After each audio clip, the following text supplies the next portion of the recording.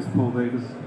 I'm supposedly talking about making whiskey, so if anybody's interested in whiskey, this is probably a good presentation. Building on the last three presentations, this is a story about supply chain that really is not about supply chain. First of all, supply chain buy, make, move, or sell seems a logical place to start. And in the first slide, or rather first presentation, we spoke around location, where best, be close to your customer. My customer, 95% of them is in the US, and I can only produce Irish whiskey in Ireland, so I can't be close to my customer, so throw that supply chain myth out the window. The second presentation was all about removing cash from the supply chain. Well, let's throw that myth out the window, because I have to keep at least 3 years stock in stock, because my whiskey has to be aged for 3 years before I can sell it. So at the end of 3 years, I'm carrying somewhere in the region of about 22 million euros worth of whiskey. And if I age it any further than that, which of course is what I want to do, because I want whiskey that's 10, 15, 20, the idea of getting rid of cash from my supply chain, that's a myth as well. And then somebody talked about traceability. No chance. I have barley that comes in one end, and I don't see it going out of whiskey until 21 years later. So I'm sure that if I have a bad batch that I have to sell on the stock, I'm going to go back to the farmer 21 years after buying the barley and say to him, you know what? I really want to sue you. That's not going to happen either. So the last three presentations, God forgive me, being a supply chain person, are just rubbish. Okay, I have to say, because you know, when you get into making whiskey, you then have to reinvent the whole supply chain. So let's look at location. West of Ireland, in the middle of nowhere. 30 kilometres from Ballina, 30 kilometres from Castlebar, underneath the mountain, and getting a 40-foot, actually getting my equipment in there is going to be a miracle. The size of the road is 10 chairs. So I have to move a 40-foot carrying stills to the middle of nowhere. Great location to make whiskey, lousy location for a supply chain. Big problem for us, because most people want to make whiskey in a location that is very scenic, it's very attractive, that says here's Provenance, and that's what that does. But then I have to figure out where I'm going to put my warehousing, where I'm actually going to take my barley from. And given that we haven't grown barley in the west of Ireland in the last 40 years, and I mean that, in Mayo, we only started 2 years ago, I actually have to invest in barley growing 3.5 years before I go into production to actually get the ground ready, good enough to give me a yield that I can use. Otherwise, I have to import it. And that's a real problem. Go back. Why whiskey? It's a premium market. You can make a profit on it. But I use wooden barrels. Actually, all whiskey uses wooden barrels. We can use cheap wooden barrels. We can buy them in from the US. Currently, they cost anywhere from $190 to $400. But if I'm buying a European barrel, which is what I really want to age it in, that's up to 700 euros per barrel. But of course, a sustainable supply chain actually needs somebody who can repair it. And we don't have a cooperage in Ireland. We don't have actually we do. We opened a cooperage. We have a working master cooper with 2 apprenticeships in order to put in a supply of casks so that we could actually manage it, because when I have to put a cask like this down carrying whiskey, it's going down for a minimum of 3 years, anywhere up to 20 years. So I have to be assured that that product is good enough, traceable, sitting in a warehouse. The interesting part about it is that there are no working coopers in Ireland other than our own master cooper. We're registered with the Scottish Federation because there's no guild in Ireland. None. So for all the whiskey companies that we see going out, there is no supply chain to help them manage their casks. So if you're buying whiskey from a brand new distillery, please ask the question, where are they getting their casks? And how are they going to maintain them? Because from a supply chain point of view, if you're not maintaining that wood and looking after it and doing the work at the very start, you'll end up with lousy whiskey. But you won't see that, remember, traceability, until 3 years down the road. What a risk. And that is a big risk within supply chain. It's one that most people don't see in terms of whiskey manufacture or spirit manufacture. By the way, vodka, I don't need to put it into a cask. I can just take it straight off the still and sell it. Gin, I can take it straight off the still and sell it. Hence, people like gin and vodka because they don't have to hold stock of it. But unfortunately, you do for whiskey, and that's our biggest problem. So making sure that we actually have a sustainable supply chain, something that's built, means investing upfront, investing hugely in the supply chain, but investing in product and inventory that most people are stripping out of their supply chain. We're actually having to invest and lay down. Doing it also means that you have to take into account multiple people. We're in a small village. And when I say in a small village, there's a population of approximately 200 living in the village. So I'm putting in a manufacturing plant that's going to employ 18 people. I'm putting in a plant that's going to have 40 foots going in and out of that village. So I actually have to look at my supply chain and how it impacts the local environment. So I have to deal with my stakeholders. I actually have to think about the environment. Where am I getting my water from?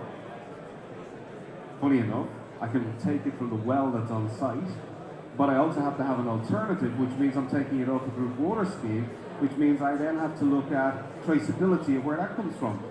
Now, for those of you that are from the country, rural areas, for those from Dublin, group water schemes mean nothing. But if you're from a rural area and you're dependent on a group water scheme, you're taking a pure guess as to the quality of that water, no matter what anybody says. And you're hoping for the best, that it's going to be maintained for the lifetime.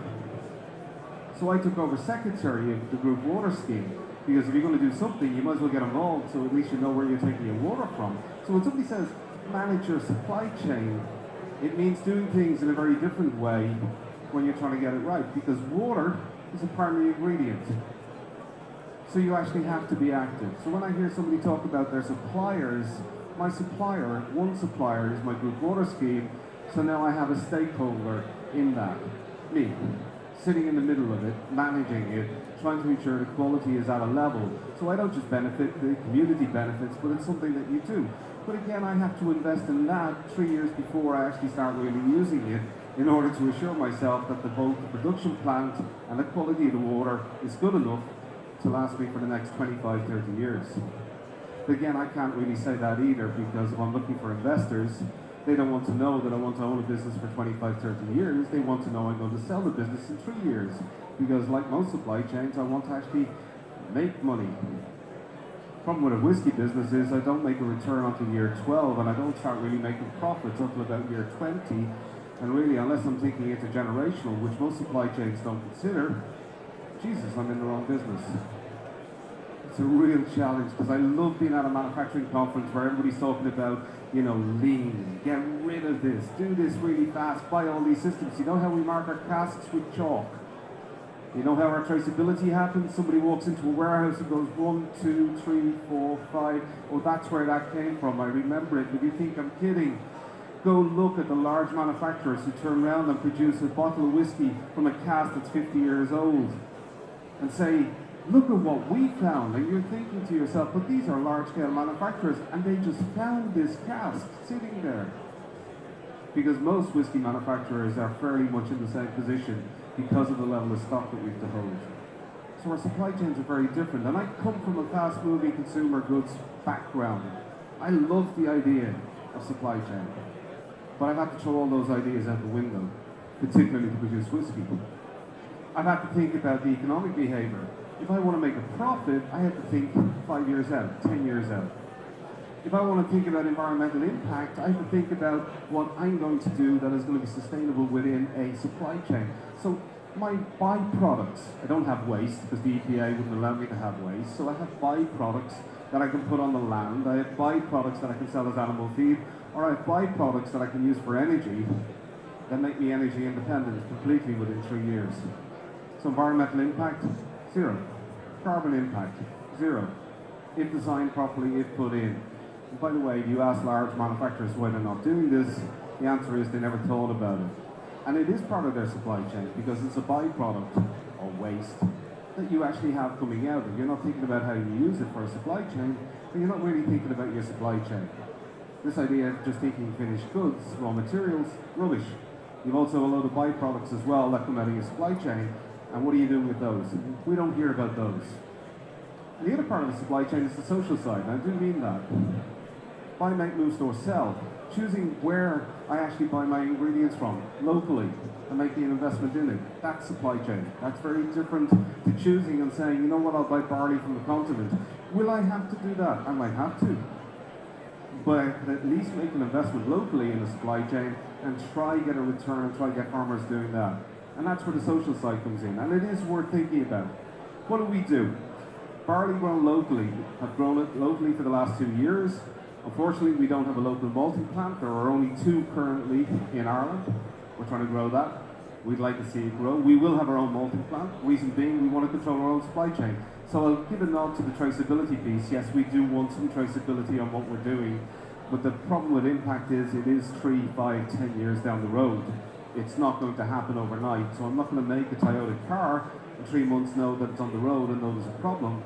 I'm going to make a bottle of whiskey, but it's going to be 8 years before I bottle it and see it out in the marketplace, so I won't know whether I've got a problem or not. And that's cash tied up. Peat. I love the idea of getting raw material. I actually have to peat. So I actually have to think about a raw material that's probably the guts of about, 100 million years old. It's only dinosaurs, it's squashed dinosaurs, so, it's sustainable supply chain. I have to go to a peat bog and I have to dig it up. And that has to peat my whiskey. And, large scale people do it in Scotland, but we can start thinking about innovative technologies to actually use it ground up so that we get a different way of doing it so that it does become sustainable. But the supply chain is a very local ingredient. Can you imagine the quality, the variations? And all you have to do is travel around the country and take peat from different locations and you'll understand the variation. There is variations. And I can have a variation then in terms of the flavour, the profile, and the type of whiskey that you make. I have to think of that. It's fun. And then of course we have the Cooper. 67 years old. I look at it as a supply chain whereby I have one person in it that I'm heavily dependent on and I hope that he lives long enough to train the 2 apprentices. Seriously, I do have to think about it. He's 67, he could die tomorrow. What am I going to do? Suddenly I have nobody to turn to. I don't want them to die. But when somebody's talking about lean, they talk about location, I'm thinking of supply chain of him. That one man, who's the only Master Cooper in Ireland. He's Scottish. He's been here 25 years, doesn't want to move, works down in Kilbeggan. We've all these whiskey distilleries coming in, but nobody's actually looking at who's managing the barrels. How are they being managed? What are you actually doing with them? And who's building up the apprenticeships to actually cater for the demand for the next 25, 30 years?